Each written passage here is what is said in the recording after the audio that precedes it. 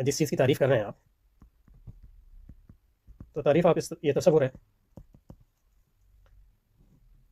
اسی طرح جیسے مطلب ایک لفظ ہے اس کا معنی آپ ڈکشنری میں دیکھیں ایک لحاظ سے، تو لفظ ہے اس کا معنی آپ ڈکشنری میں دیکھ رہے ہیں، اور جو معنی ہے وہ لفظ جس کا معنی دیکھ رہے ہیں اس سے بھی مشکل ہو، تو یہ کوئی اچھی ڈکشنری نہیں ہوگی۔ اسی طرح مطلب تعریف اگر آپ خلافت کی کر رہے ہیں اور اس کی تعریف ایک ایسے تصور سے کر دیں جو خلافت کی طرح جو ہے تعریف کا محتاج ہے، اور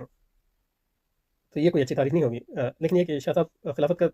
کی تعریف کر رہے ہیں اقامت دین کے تصور کے ذریعے، لیکن پھر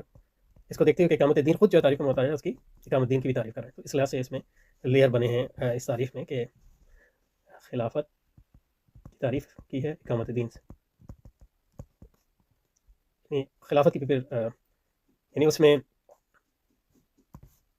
ضمن جو ہے خلافت کی دو قسمیں کر دی ہیں تقریباً، ریاست عامہ اور ریاست خاص۔ یہ خلافت کی نہ بھی ہو تو خلافت ایک ریاست عامہ کی دو قسم